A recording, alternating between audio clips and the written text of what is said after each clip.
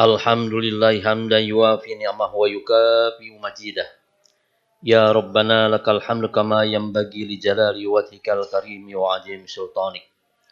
Subhanakallahumma la uhsi sana'an 'alaika anta kama asnaita 'ala nafsik. Ashhadu an la ilaha illallah wahdahu la syarikalah wa ashhadu anna Muhammadan abdu wa rasuluh wa safiyuhu wa qaliluh.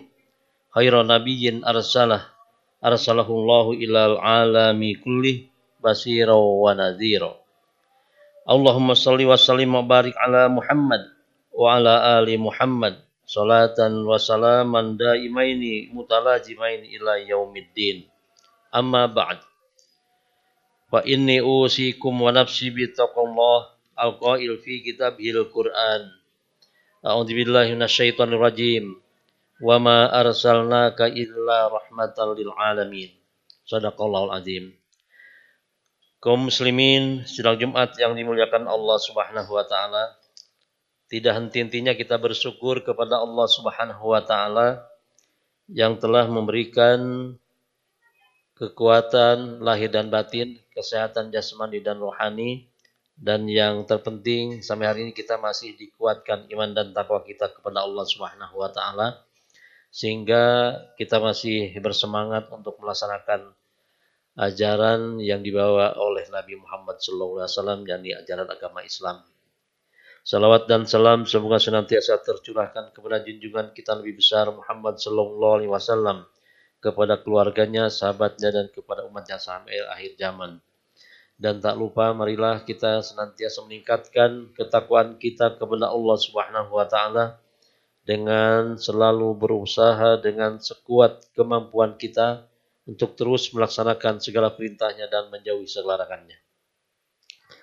Hadirin sidang Jumat yang dimuliakan Allah Subhanahu wa taala, hari ini kita masih berada di bulan Maulid Nabi atau bulan Rabiul Awal. Di bulan ini ada satu peristiwa yang sangat fenomenal di kalangan umat muslim, bahkan umat manusia di dunia ini, yakni tentang lahirnya satu sosok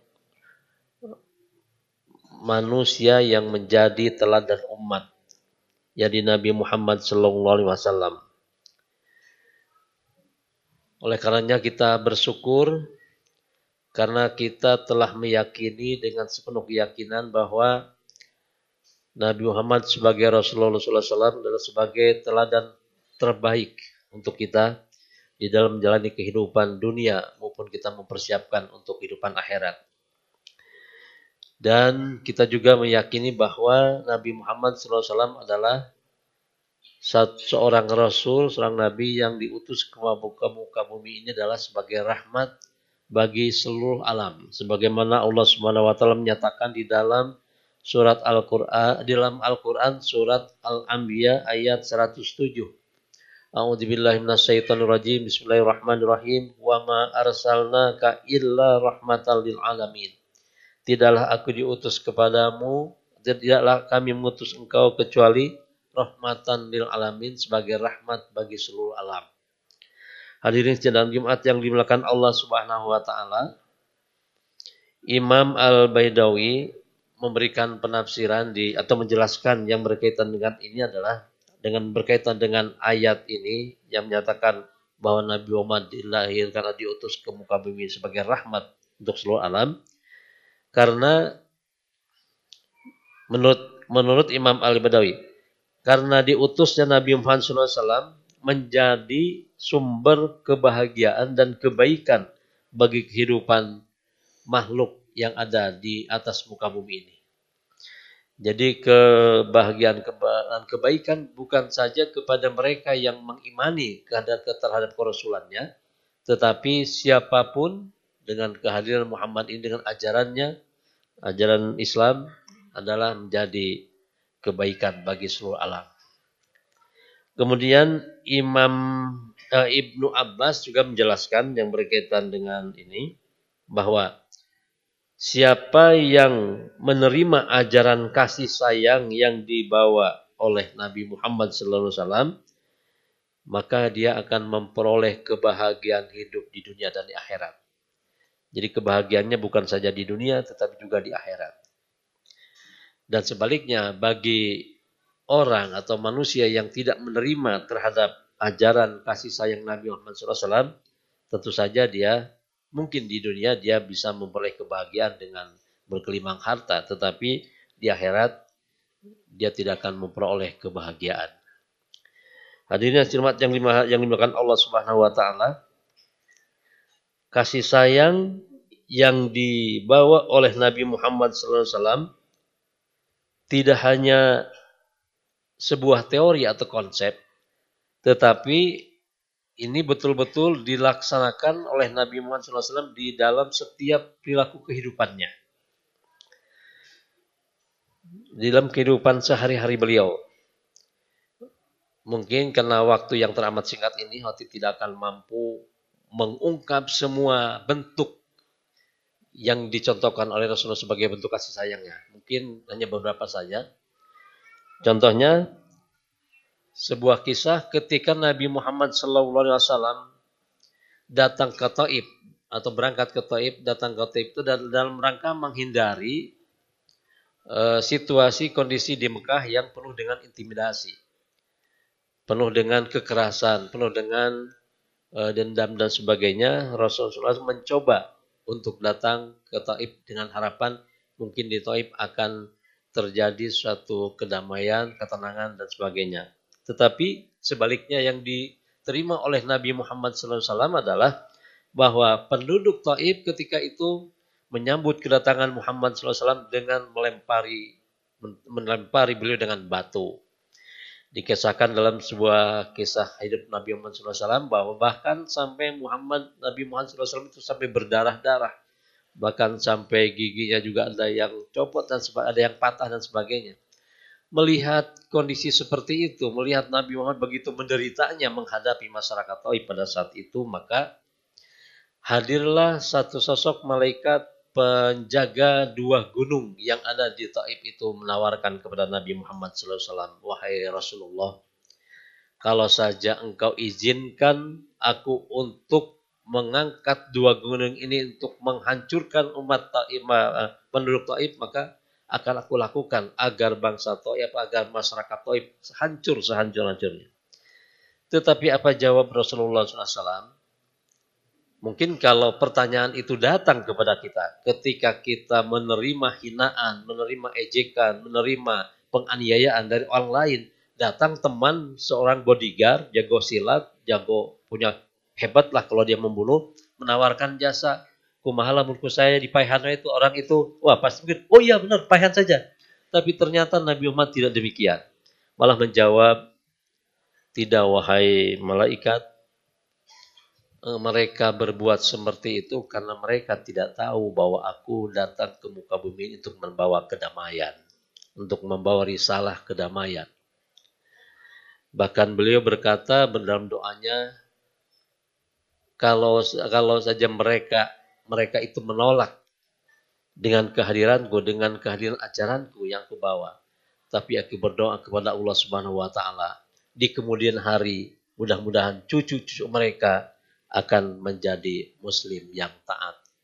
Dan ternyata terbukti hari ini kalau kita bagi bapak-bapak yang misalkan ada berkesempatan melaksanakan melaksanakan ibadah haji atau umroh misalkan, kita sekali-kali main ke Taif, maka suasananya akan sangat berubah. Mereka adalah masyarakat yang halus, masyarakat yang ramah, masyarakat yang baik. Itu adalah karena didoakan oleh Nabi Muhammad SAW. Jadi luar biasa. Di dalam diri Nabi tidak ada dendam sedikit pun, bahkan mendoakan orang-orang Taif di kemudian hari akan menjadi orang-orang yang berislam. Itu satu contoh. Kemudian contoh yang lain, Khatib nukil juga, yaitu ketika perang Uhud. Ketika perang Uhud, salah satu pasukan atau salah satu prajurit Nabi Muhammad adalah pamannya sendiri, yakni Hamzah bin Abdul Muthalib. Hamzah adalah salah satu paman Nabi yang sangat dicintai dan sangat disayangi oleh Nabi Muhammad SAW. Tetapi pada saat perang Uhud, Hamzah pamannya yang dicintai dan kasihnya itu adalah dibunuh oleh seorang budak kulit hitam yang bernama Wahsi. Wahsi membunuh Hamzah itu tidak hanya sekedar membunuh dengan pedangnya setelah mati ditinggal, tetapi apa yang terjadi? Membunuhnya itu setelah dia mati, kemudian dirobeknya perutnya dan dihancur-hancur di apa? Ya bahasa Sunda mah dicacak-cacak jeroanana.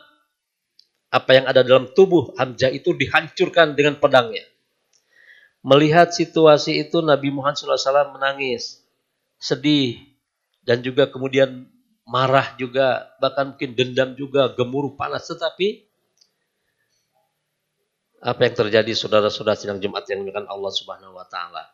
Di kemudian hari ketika Al-Wahsi menyatakan diri di hadapan Nabi, meluk Islam, bersahadat, asyhadu alla ilaha illallah wa asyhadu anna Muhammadar Rasulullah, maka seketika itu pula amarah, benci, dendam yang ada di dada Nabi Muhammad SAW karena mengenang, merasakan betapa sedihnya pamannya yang dicintainya dirobek-robek oleh Al-Wahsi, tapi seketika itu pula rasa dendam, benci, dan amarah itu hilang. Mengapa? Karena Wahsi sudah menjadi sahabatnya, sudah menjadi umatnya, sudah menjadi muslim sesama iman. Hadirin yang mulia, dan banyak lagi sebenarnya kisah-kisah bagaimana sikap Rasul sebagai seorang yang bersahaja, seorang yang penuh dengan pemaaf, seorang yang penuh dengan teladan sebagainya. Bahkan kalau Bapak baca itu di Kitab Al-Barjanji yang di kampung-kampung itu suka dibaca pada malam Jumat itu juga ada khotib lupa kalimatnya, tapi isinya demikian, bahwa ketika Nabi Muhammad SAW berjalan dengan sahabatnya, kemudian sahabatnya minta izin untuk berjalan di depan Nabi Muhammad. Nabi Muhammad mempersilahkan, silahkan Anda para sahabat berjalan di depan saya dan saya di belakang. Biarlah yang ada di belakang saya adalah malaikat saja, malaikat Jibril. Padahal secara logika masyarakat ya, logika kita, masyarakat umum, seorang pemimpin, seorang rasul, seharusnya dia adalah berjalan di depan. Berjalan tuh di depan. Dengan digandeng oleh para sahabat. Tetapi Nabi tidak demikian, silahkan. Nah ini menunjukkan bahwa seorang Nabi di situ tidak menunjukkan satu kesombongan sedikit pun. Dia bersahaja. Nah hadirin yang berbahagia. Seandainya di negara kita yang berpenduduk muslim terbesar, bahkan di atas 80% sekarang, tidak lagi 90, tapi di atas 80%.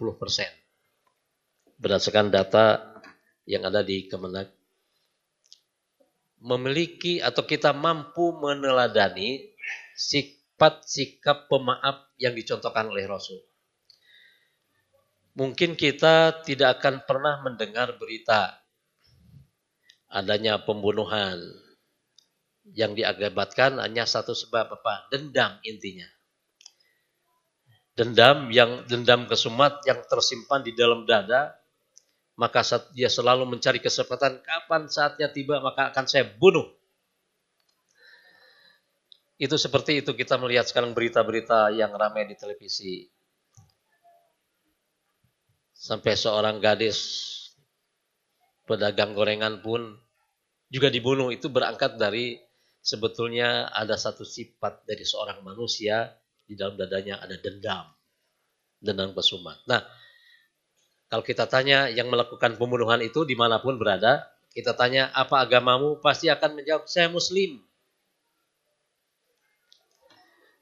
Tapi mengapa kamu melaksanakan pembunuhan misalkan? Nah di sini persoalannya. Sesungguhnya adalah bisa jadi beberapa kemungkinan yang terjadi. Tingkat pengetahuan agama Islamnya rendah.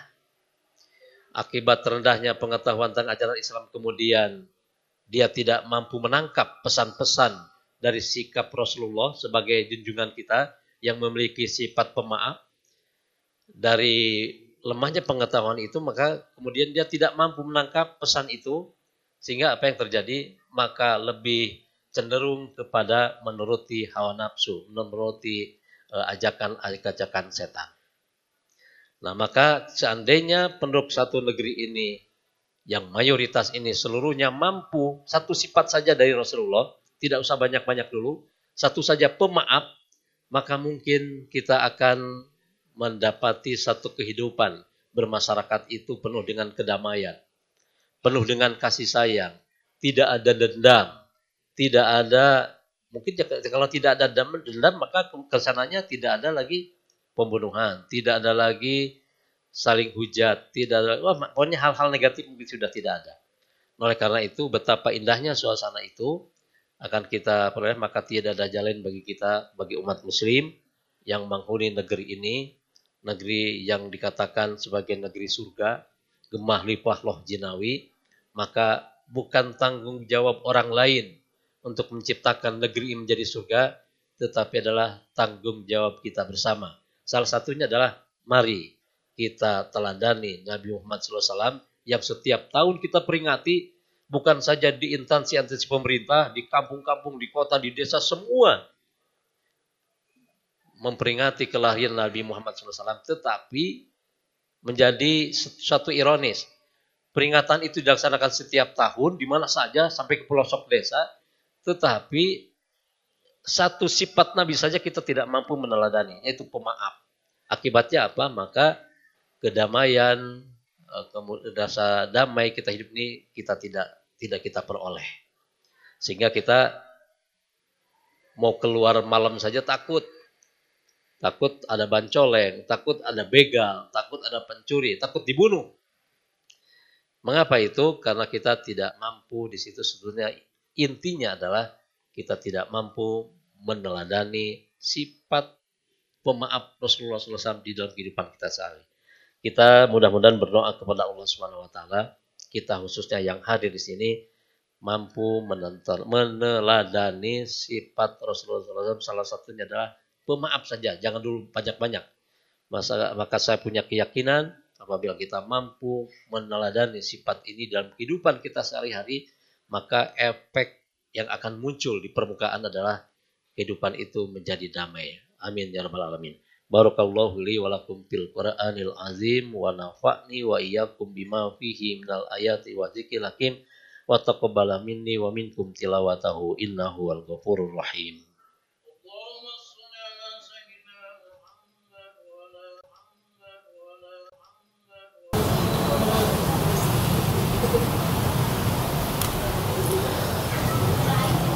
Alhamdulillahi ala ihsanihi wa syukruhu ala taufiqihi wa imtinanihi. Asyhadu an la ilaha illallah wahdahu la syarika lah wa asyhadu anna Muhammadan abduhu da'i ila ridwani. Allahumma sholli ala Muhammadin wa ala alihi wa sahbihi wa sallim tasliman katsira. Amma ba'd. Fa ya ayyuhan nasu taqullaha bima amara wa antahu amma nahaa. Wa'lamu anna Allaha amarakum bi amrin bada'a fihi bi nafsihi wa sanna bi malaikati bi qudsi. Qala Allah ta'ala inna Allaha wa malaikatahu yusholluna 'alan nabi ya ayyuhalladzina amanu shallu 'alaihi wa sallimu taslima. Allahumma sholli wa sallim ala Muhammad wa ala ali Muhammad kama shallaita ala Ibrahim wa ala ali Ibrahim wa barik ala Muhammad wa ala ali Muhammad kama barakta ala Ibrahim wa ala ali Ibrahim fil alamin innaka Hamidum Majid. Allahumma ighfir lil mu'minina wal mu'minat wal muslimina wal muslimat al ahya'i minhum wal amwat innaka sami'un qaribun mujibud da'wat ya qadiyal hajat rabbana ighfir lana wa li ikhwanina alladziina sabaquna bil iman wa la taj'al fi qulubina ghillan lil ladziina amanu rabbana innaka ra'ufur rahim. Rabbana atina fid dunya hasanah wa fil akhirati hasanah wa qina adzabannar. Ibadallah Innallaha ya'muru bil adli wal ihsan wa ita'i dzil qurba wa yanha 'anil fahsya'i wal munkari wal baghi ya'idukum la'allakum tadhakkarun wa la dzikru akbar. Astaghfirullahaladzim li wa lakum.